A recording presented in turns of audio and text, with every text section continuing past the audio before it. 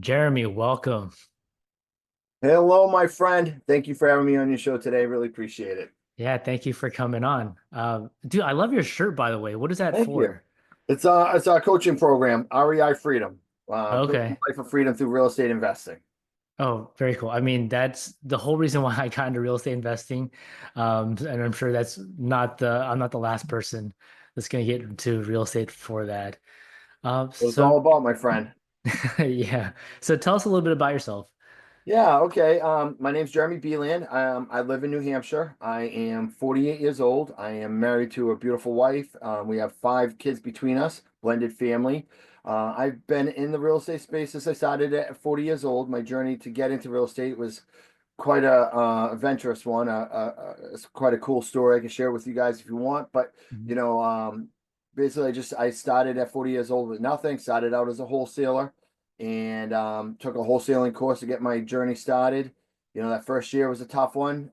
It's where you learn a lot. But as I tell people getting into this industry, that first year is really it's a struggle, and it's meant to be a struggle on purpose, and you're really building the foundation of something great, but you really have to dedicate yourself for a solid year to build that foundation, and we did, and we went on to do a lot since then. We've had a lot of success in different markets. We've had multiple markets now where we've done well into the 7 figures per year. And at this point where we're standing here at the end of 2024, which is crazy. I'm going on 5 years since I quit my W-2 at the end of this year. Nice. So Congratulations. I've been full time since then. But we've gone on and we've done over 450 off market transactions. Not all wholesales, but some buy and holds and flips and wholesales and all that in 6 different states. We've generated over $10 million in gross profits. It's kind of mind blowing to think of it that way. But that first year, I mean, we did 10 deals for $73,000. My first deal, which we could share a little bit later, was $5,000. And, Mhm. we all start somewhere. It Yeah. takes time to build momentum. But if you stay with it and just work hard, man, you can have some life-changing results in this business. Yeah, absolutely. I mean, just show up, don't quit. Exactly. Yeah. Yeah. So what were you doing before you got into real estate?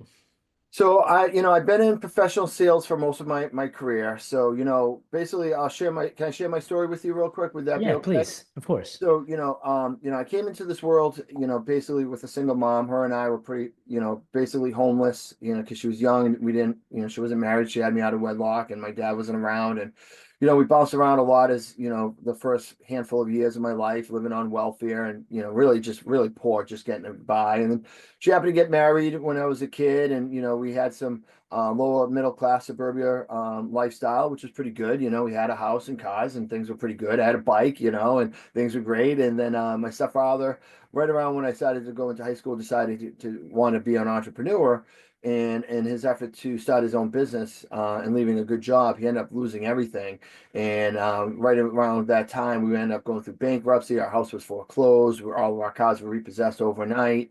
And we went from having stuff to having nothing and basically being homeless again. And we bounced around from different places to a point where in my first 2 years of high school, I was in 3 different high schools and eventually dropped out of high school and, just became a troubled youth, really had no future, no direction, no money, poor, and just didn't know what to do.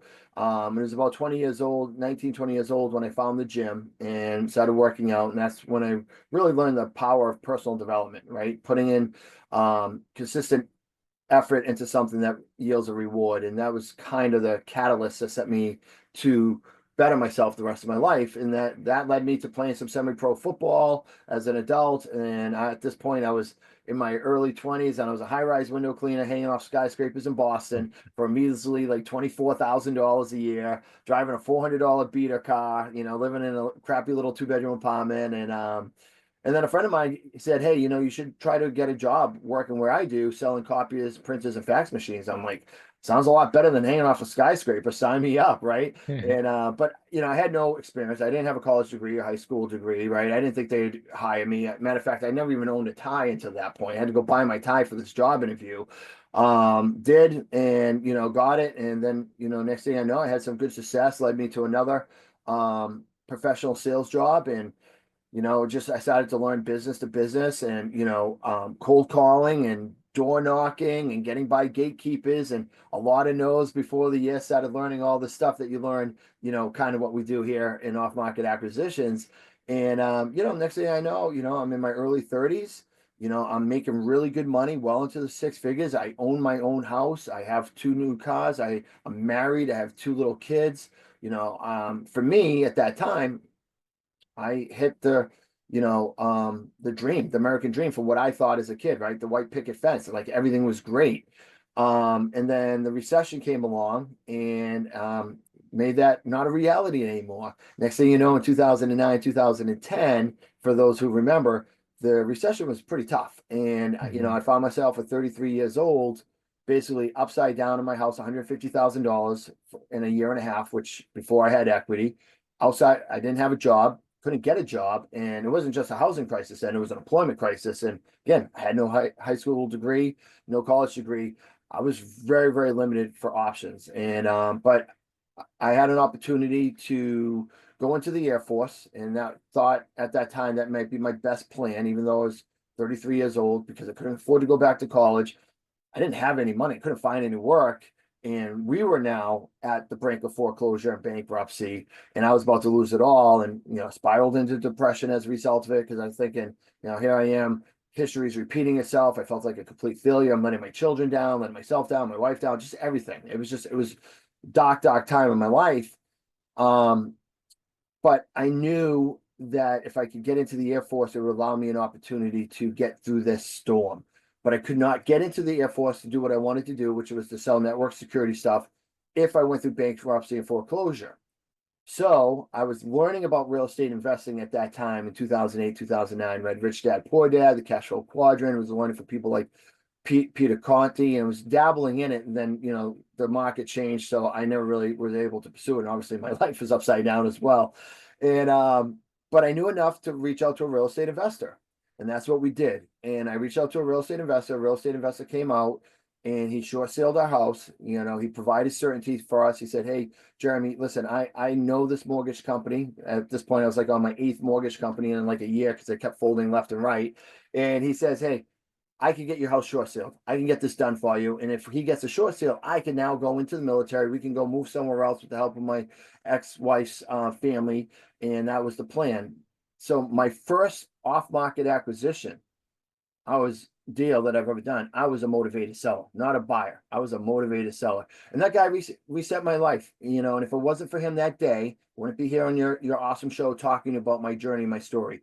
He gave me a reset button in life, and I'm incredibly grateful for it. And, after that, I went into the military, came back out, ended up getting divorced, found myself back, approaching 40, making six figures again in professional sales. And, life was okay, but I was still living paycheck to paycheck. And as I started to approach 40, I just, you start to feel more vulnerable in life, and you start to realize that like time is running out. There isn't this endless amount of time to achieve your dreams. And I was really battle wounded from everything that happened, that I was afraid that, if something like that happened again, what would I do? I didn't want to be in a situation where something outside of my control, whether it was the economy or it was my boss selling the company, I didn't want to be out in the streets dealing with that again. So I started looking at real estate investing again, and after some back and forth, I decided wholesaling was the way I wanted to go. I came across a podcast from Tom Cole called Wholesaling Inc. This guy was very charismatic and magnificent in what he did, and I was drawn to him.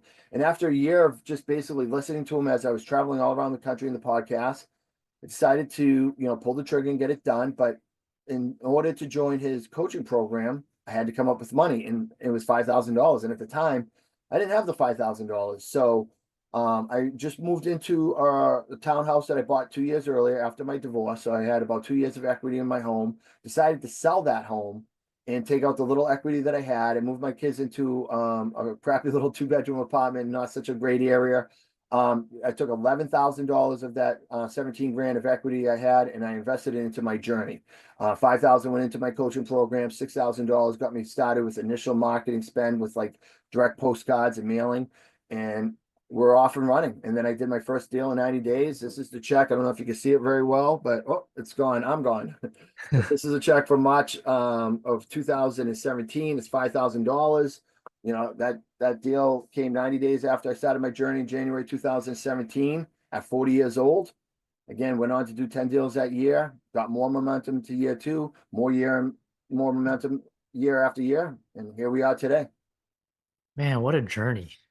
Crazy. Um, yeah, very crazy.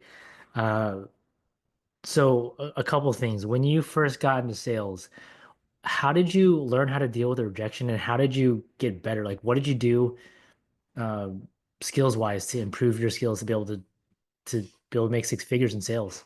Yeah, I mean, they didn't really provide any training. I just went out and just started doing it, right? They just said you got to go sell copies, and they're like, "How do you do that? You know, how do you do that?" Well, you got to go to all these businesses, and you need to start, learning and then just asking, right? And it was just trial and error. I just kept knocking on doors, and I got a lot of no's, and some people would talk to me, and I talked to them, and I completely bombed, and I just kept getting better and better through repetition. But I had no clear direction. I had no coaching. After a little while, I started learning from, back then we didn't have podcasts so much. So I would, Mm. go to like the library, rent CDs. I was learning things from like Brian Tracy and some other sales people at that time to learn how to improve my skills. But a lot of it was just trial and error, and I just, I was very motivated to not go back to washing windows in the life that I had before. I just felt like, I had to find a way to make this opportunity work. And, that first year in sales, I mean, I didn't make much more money than I was washing windows off of a skyscraper, but I was going to an office every day.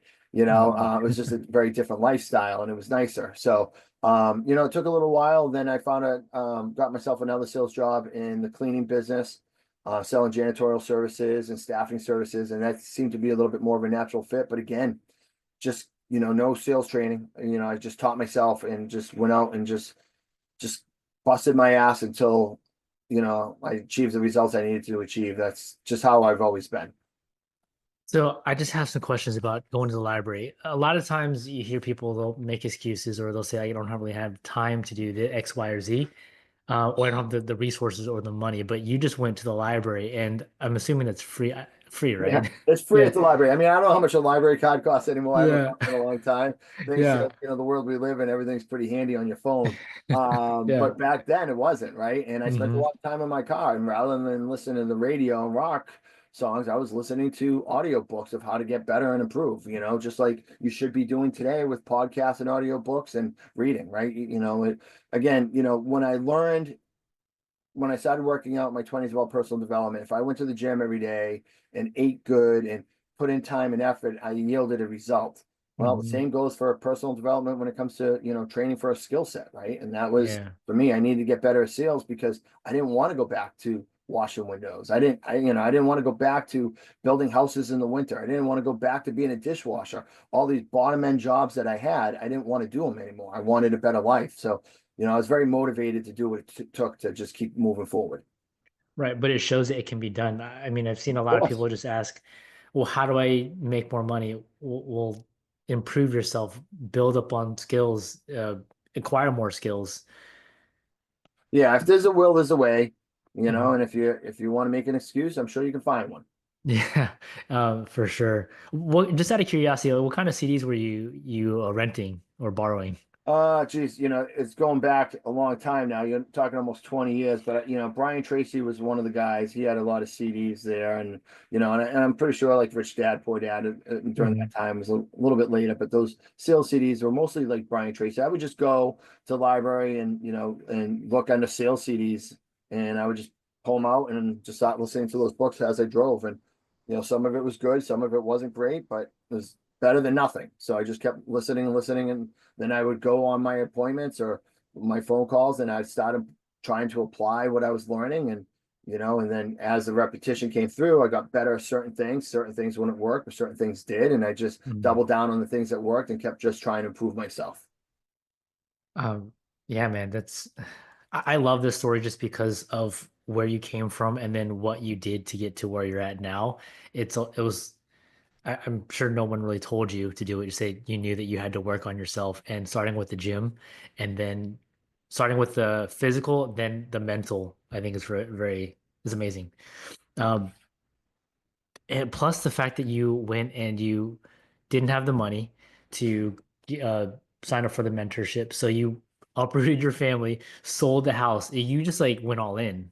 Yeah, I burned the boats, you know. Obviously I was still working at W-2, so I had, you know, at least a paycheck coming in. Hmm. Um, but it was, you know, at that point it was like, you know, if this doesn't work, I'm not gonna be able to buy anything again anytime soon. You know, I basically took all my 401k and all my savings just to buy what I had, right? And, Yeah. you know, although I was making decent money, you know, I still had child support to pay and everything else. So the money just didn't go as far as it once did. And you know, and I wasn't happy with my career path. Like it was okay, but Hmm. you know, I wasn't doing what I was passionate about, wasn't, you know, motivated about doing it. Didn't even really like the boss that I worked for. I mean, you know, I'm thankful for the opportunity he gave me, but I'm not the type of guy that I would be hanging out with after work or anything like that. But you know, I wanted a better life. I didn't think living paycheck to paycheck with really no 401k, no retirement, nothing else in my future was really the way to go. And especially as you get older, you know, you start to see people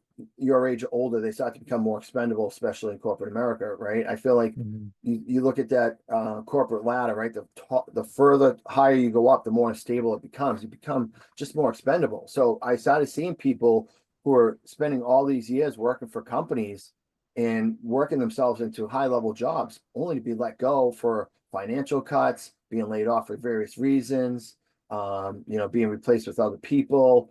You know, some family members I knew right before retirement were let go because they didn't want to have to pay the pensions and everything else. And I just didn't want to deal with all that. And I just said, you know, I got to take control of my own destiny. And if it fails, it fails. But if it succeeds, it succeeds, right? And at least I'm in control of that to some extent, Hmm. right? I'm not in control of working at W-2. It feels safe, but it's not safe, right? It Yeah. feels it, but it's not. You know, you know, my entrepreneurship, my businesses, my investing and everything else, it doesn't feel safe, but it's actually safer. Yeah. I mean, you're in control. You're betting on yourself and your abilities. Yeah. Um, yeah, man. And all I have to do is continue to work at getting better Mm. and put in the damn work, Yeah. right? Just put in the damn work. Plus, I mean, even though leading up to like wholesaling, you had a track record of constant improvement, of getting better. And sometimes we as individuals, we don't look at that and see that, oh, we have improved in our past life. It can translate to uh, success in a different industry or on your own. Yeah, for sure. You know, there's a lot of things that my professional career definitely helped translate for success in, you know, when it came to wholesaling, right? I knew that every no got me closer to a yes, right? So when I Hmm. was dealing with the no's with the, you know, the motivated sellers at first, I wasn't like, you know, devastated by that stuff. I just knew I had to just keep pushing forward. It would eventually work. And once that first check did, you know, it was great to have the 5,000 bucks, but the power of belief that it actually worked was the most amazing thing, right? And then you start to build off that confidence.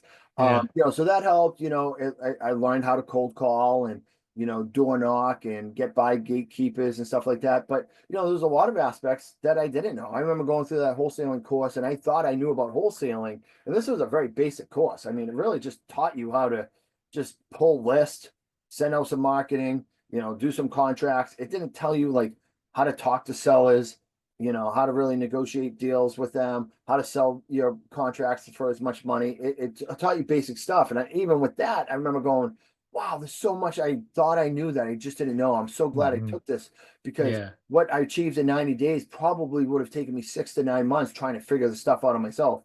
So it really helped me expedite that time period of success.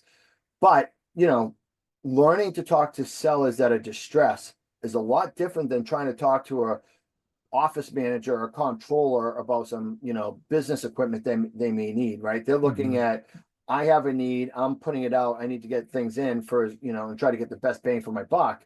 A Hmm. distressed seller is somebody who probably needs to sell their home, but may be in denial about selling their home, even when they're losing their home, right? Right. So, Yeah. and you have to navigate all those emotions and challenges that go along with that. So they're very two different animals.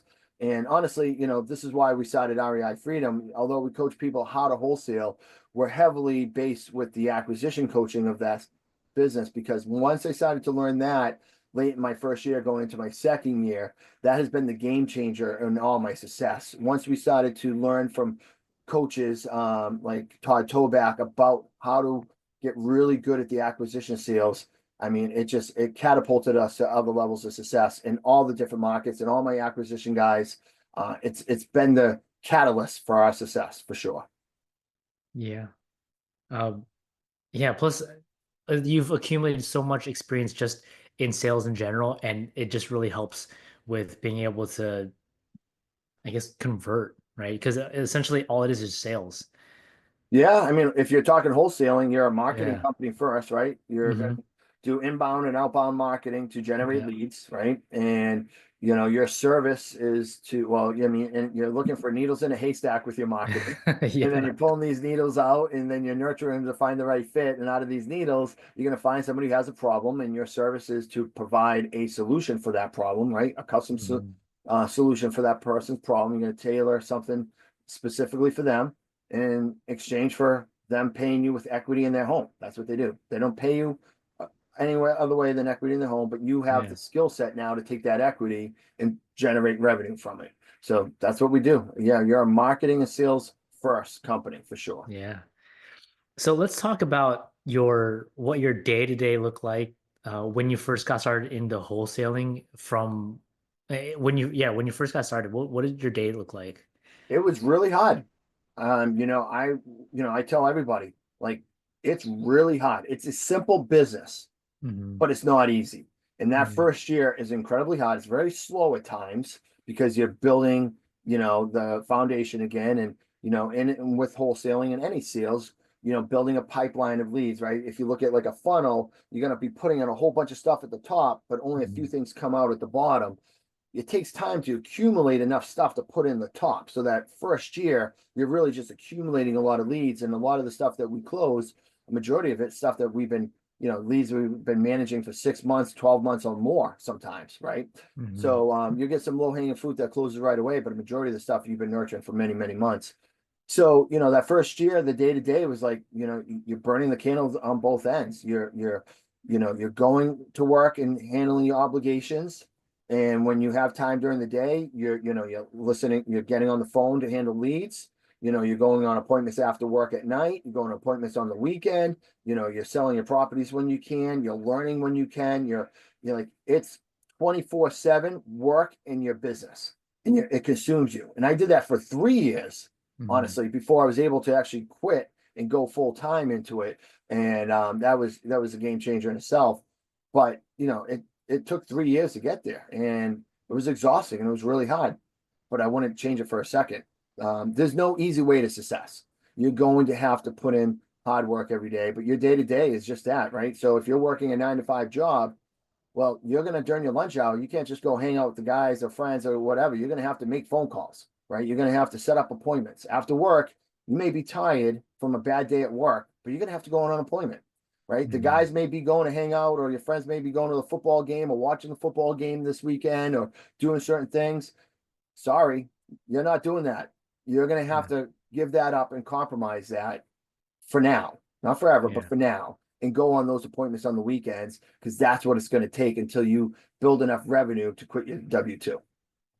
Yeah, 100%. I mean, it was 9 to 5 and then hang out with the kids, and then from 7:30 to 11, sometimes midnight, sometimes 1 o'clock, just working on something, Yeah, working on the yeah, business. yeah. Or getting up early before everybody else, right? My wife and I have Hmm. been, we still do that, but we've been doing that for years. Like we would get up, we would get our workout in, get up at 4, get our workout in, and then Yeah. do our, for me, a lot of personal development with reading, and Shelly as well. And, and then we'd have a lot of that stuff done by the time the kids got up, and then get the kids off to school, go to work. And now you can kind of focus on, revenue driving activities, throughout the rest of the day when you squeeze them in.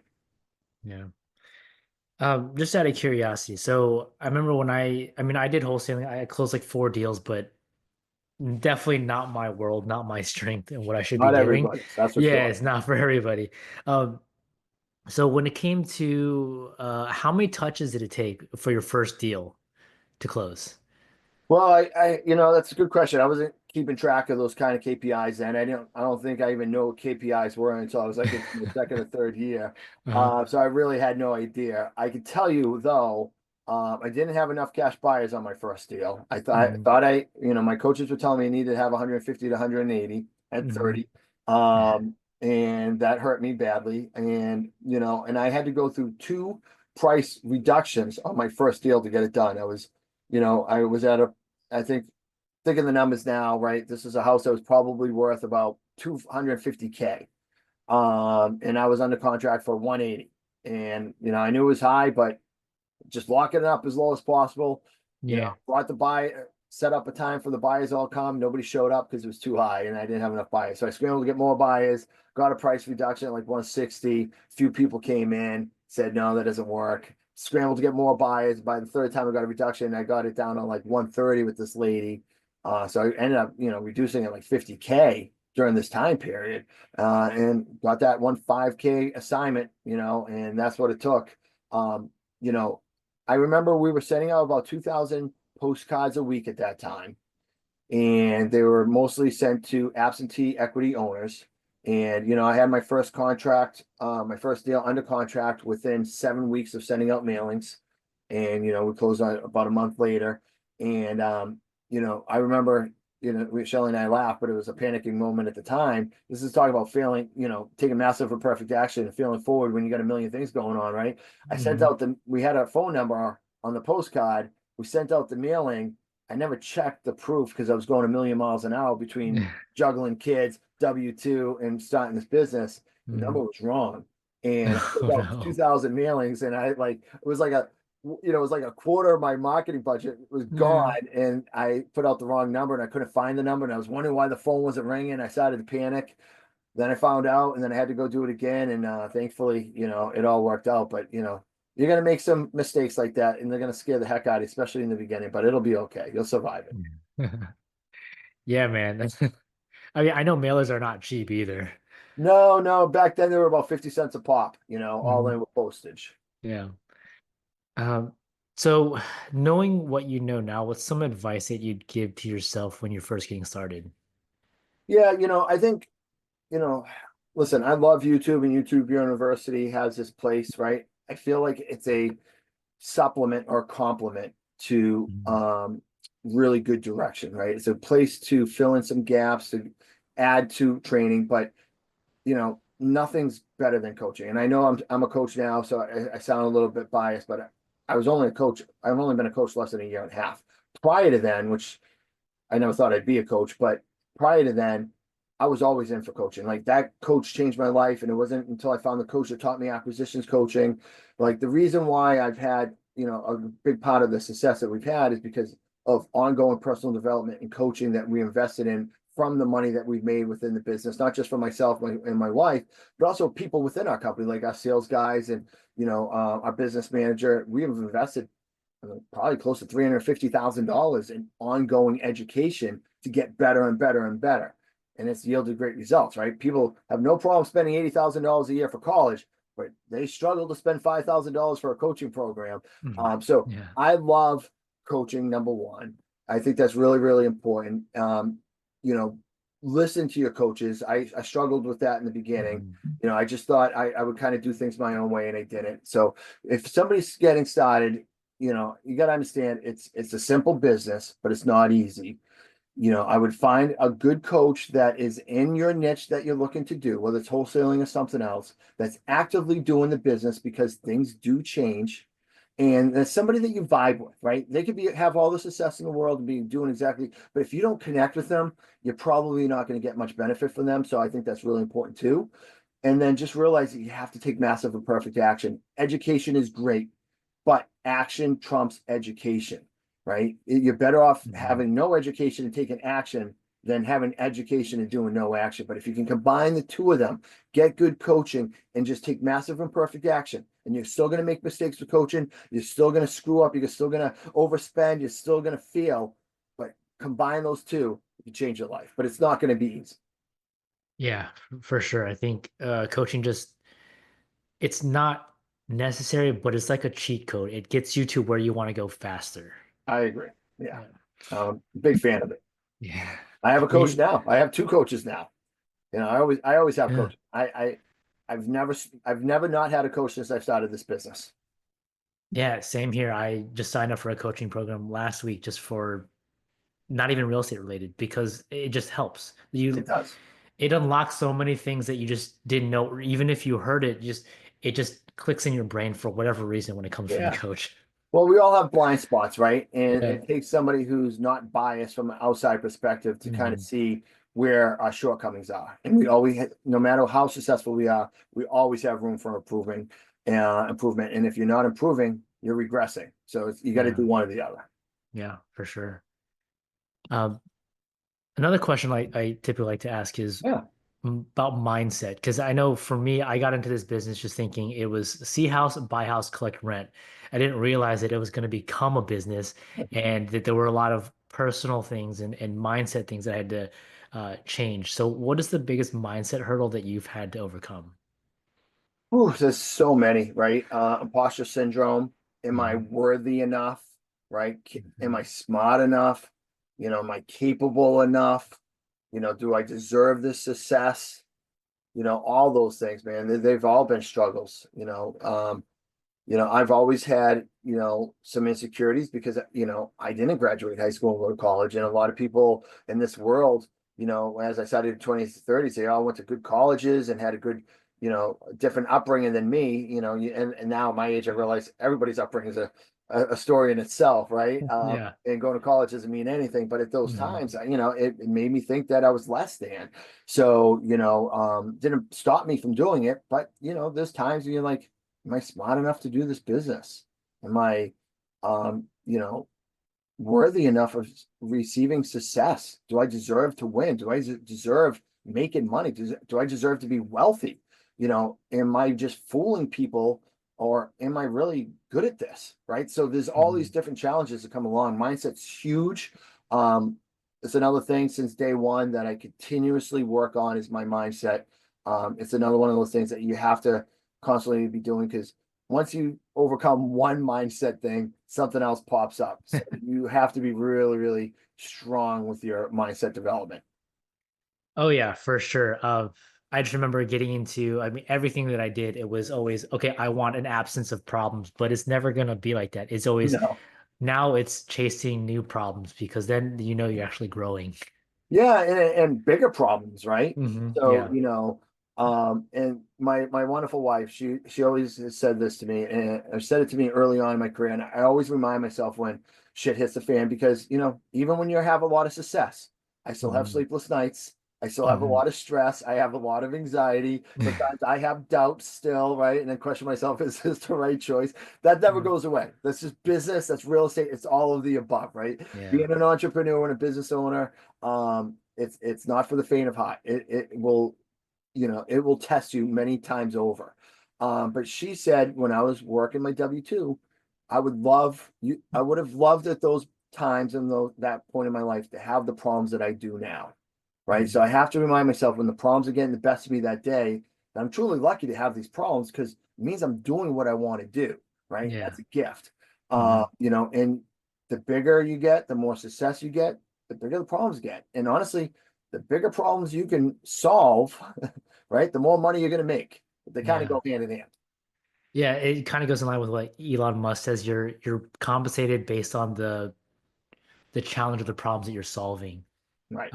And another thing that you mentioned is, yeah, it's very similar to what I've heard that somewhere someone is in the hospital wishing that they could be going through the things that you're going through right now, good or bad. And Yeah. so um yeah, that And helps me that's get through. more reason why, real estate's super important, right? So Mhm. that's a great example, right? If you're in that situation, life goes by in a hurry, man. Yeah. And, things outside of your control could take it away in a heartbeat. You need to be, there's nothing wrong with working hard, but you need to be putting yourself in a position where when you have life, you work hard so you can enjoy life, enjoy how quickly these years go by. And, Yeah. real estate has allowed my wife and I 8 wonderful years so far being around for our kids and traveling and not, just being present and, doing a lot of things that I never did for the first 40 years of my life. I didn't think that were possible. And, it hasn't been easy. But if I worked a W-2 for somebody else, majority of what I've achieved as far as spending quality time over the last years with friends and family doing things that I love would never have happened. Yeah, I mean, so true. Like in about an hour and a half, I get to take my daughter to her aerial arts class. There you go. Yeah, which, Yeah, we had a is so daughter that did cool. Ariel too. That's fun. Yeah, it's so weird because I never knew about aerial arts until she somehow saw it somewhere and then wanted to do it. Didn't know it Yeah. existed. Now she's gonna be strong as anything with, Oh yeah, yeah, super hang something like strong. that. It's awesome. That's great. Yeah, man. Well, Jeremy, I appreciate you so much for coming on. My How pleasure, can man. people reach out to you? How can people work with you? Yeah, I'll tell you what, I'm gonna give away a free gift today. Is that okay if I do that? Yeah, If, absolutely. if people want to learn more about the acquisition and sales side of things, right? As I talked about early on in this podcast, it's been the Hmm. catalyst for my success, right? Um, if you go to this website, I'll give you this link in a second. You can download a free PDF, an ebook that will teach you our top sales techniques to get more deals, bigger deals with less cancellations. It's free. So just go to reifreedom.com/top sales, reifreedom.com/top sales, and just download the PDF, start reading it, right? Personal development, read it, practice it, implement it, repeat over and over and over again. Read it, implement it, practice it over and over again. I guarantee you have a great result. I bet you 3 to 5x your results within 6 to 12 months. Absolutely. Thank you so much for doing that. I will make sure to put that in the description so people can just click it pretty easily. Um, Jeremy, thank you again so much for coming on. My pleasure, my friend. Thank you so much. It was an honor.